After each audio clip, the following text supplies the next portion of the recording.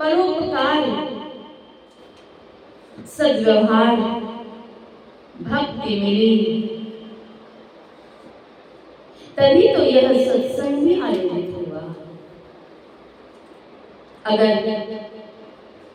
यह ज्ञान नहीं मिला होता तो शायद सत्संग आयोजित हो भी सकता था, नहीं भी हो सकता था।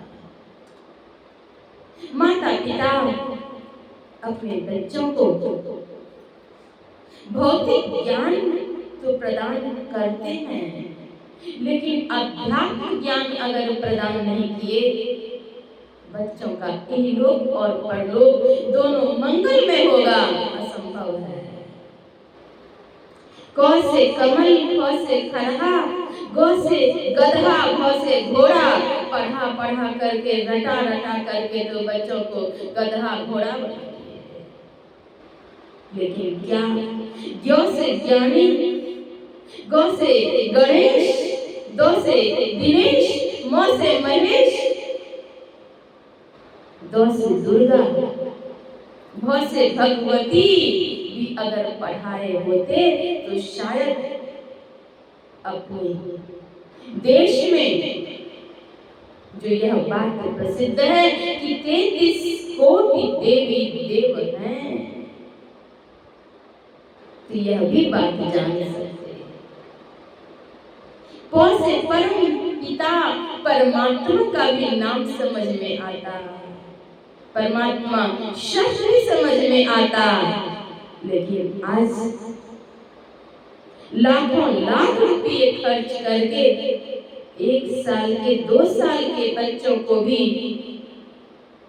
एड़ी चोटी एक करके समय का भी खर्च, अर्थ का भी खर्च करके भौतिक पाठशाला में प्रवेश कराते हैं, दिन रात मेहनत भी करते हैं। हाँ, विद्या प्रदान करना अच्छा है।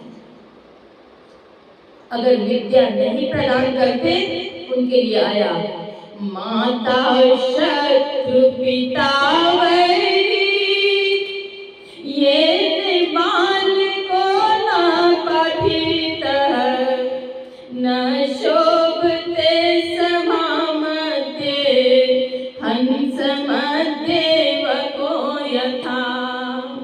वह माता शत्रु है, पिता भी बैरी अर्थात दुश्मन है, जिन्होंने कि अपने बच्चे को विद्या नहीं दिया। लेकिन वह विद्या अविद्या बन जाती है, जो विद्या की केवल आंख के नीचे की विद्या है। अध्यात्म विद्या आंख के ऊपर की विद्या है। आंख के नीचे का भाग है पिंड और आंख के ऊपर का भाग है ब्रह्मांड। पिंड छाड़ी ब्रह्मांड चले, इस विद्या को अगर नहीं जाना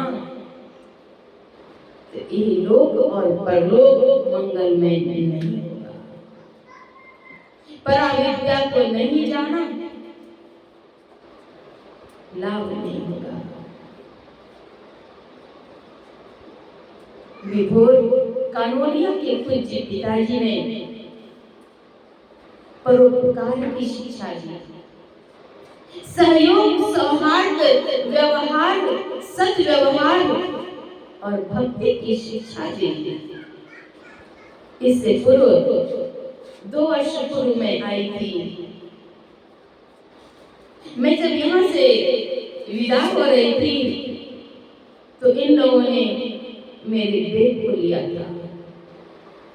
विभोर के पास 2 बैग जब हो गया, इनके पिताजी ने इनके हाथ से बैग छीना जबरदस्ती। ये नहीं दे रहे थे, नहीं नहीं नहीं, तुम ज्यादा नहीं लो, थोड़ा लो, मेरे हाथ में भी थोड़ा रहने दो, ये हल्का ये रहने दो। देखिए पिता पुत्र का वात्सल्य, और इसमें शिक्षा भी। यह नहीं कहा कि हाँ दीदी एक ले लेगी, ये नहीं कहा, इसको तुम रखो, इसको तुम रखो। व्यवहार, सद्व्यवहार, जिस परिवार में सद्व्यवहार है, परोपकार है, भक्ति है, उनका अनित नहीं होता, अनभल नहीं होता। और जिन अभिभावक ने शिक्षा दी उनकी संतान अगर सत्कर्म करते हैं तो उनकी भी आत्मा प्रफुल्ल होती है। आज ये जहां कहीं भी होंगे उन्हें इस सत्संग का लाभ मिलेगा। मैं एक प्रसंग सुनाती हूँ। 1986 ईस्वी के बाद की बात है, 1-2 वर्ष के बाद भागलपुर जिले के अंतर्गत एक गांव में सत्संग हो रहा था। सत्संग सुनने के लिए ध्वनि विस्तार के यंत्र लगाए गए थे। दूर दूर तक आवाज जा रही थी। जो लोग सत्संग में आ सके तो आ सके, जो नहीं आ सके वे घर से ही सत्संग सुन रहे हैं। कई जगहों पर ऐसा भी होता है, माताएं भी कहती हैं कि अगर सत्संग की आवाज घर में आती है तो हम लोग छोटे छोटे बच्चों को छोड़कर आदि कार्यों को छोड़कर हर समय नहीं जा सकते, तो कम से कम वाणी सुनने में आती है कि इसे सुन पाते हैं। एक श्रद्धालु भक्त जो कि संत समझ में दीक्षित नहीं थे, वे दूर से ही सत्संग सुन रहे थे। सत्संग सुन करके उन्हें समझ में बात आई कि सत्संग करने से मनोकामनाओं की पूर्ति होती है। सत्संग पश्चात आरती के बाद वे आते हैं ग्रामीण सत्संगियों के मध्य में और कहते हैं, ए हो आज हम सत्संग सुन लिए, आज मैंने भी सत्संग सुना, और तो और एक बात मैं और कहना चाहता हूँ कि मैं भी एक सत्संग आयोजित करना चाहता हूँ। और इतना ही नहीं, मैं चाहता हूँ एक महात्मा को बुला करके लाऊं। वे लोग आपस में ऐसे ही करते थे, मिल करके कहा कि एक महात्मा को बुलाना चाहता हूँ। कहा अच्छी बात, आपके मन में यह बात जगी है, बहुत अच्छी बात है। फिर वे अगले ही दिन उन सत्संगियों के संग आते हैं महर्षि में आश्रम कुप्पा घाट आते हैं और वहाँ खोजते हैं पूज्यपाद महर्षि शमशेर ब्रह्मर्षि महाराज को। उन दिनों सत्संग प्रचारार्थ महर्षि शमशेर ब्रह्मर्षि महाराज आश्रम से बाहर थे। फिर उन्होंने खोजा पूज्यपाद शाही स्वामी जी महाराज को, वे भी नहीं मिले, और महात्मा को उन्होंने खोजा, वे भी नहीं मिले। सोचा उन्होंने कि अब क्या करें। वहीं आश्रम में एक झाड़ू सेवा करने वाले ब्रह्मचारी झाड़ू सेवा कर रहे थे। दौड़कर उनके पास जाते हैं और कहते हैं, बाबा एक निवेदन है मेरा। वे नए आए थे। बोलते हैं, हाँ कहा जाए। निवेदन यही है कि मेरे घर में एक टाइम का सत्संग कर दीजिए। यहाँ से गाड़ी से ले जाऊंगा और गाड़ी से पहुंचा दूंगा। 1 घंटे जाना, 1 घंटे आना, 2 घंटे सत्संग करना, इतना ही समय आप कर लूंगा, सत्संग कर देंगे। उनकी आंतरिक अभिलाषा, अंतर प्रेम को देख करके उन नए ब्रह्मचारी ने कहा, हाँ ठीक है कर दूंगा। नए ब्रह्मचारी थे, बेचारे उतना क्या जानते, लेकिन उनकी श्रद्धा थी। उन्होंने कहा हाँ ठीक है हो जाएगा। और उन्होंने यह सत्संग इसलिए आयोजित किया कि इस वर्ष वर्षा नहीं हो रही है, फसल नहीं होगा तो समाज के लोग भूखे मर जाएंगे। सत्संग कराने में वर्षा होगी, अन्न होगा, सभी को अच्छा होगा। वे ब्रह्मचारी को लेकर के जाते हैं, सत्संग आयोजित करते हैं। सत्संग शुरू हुआ, स्तुति विनती ग्रंथ पाठ।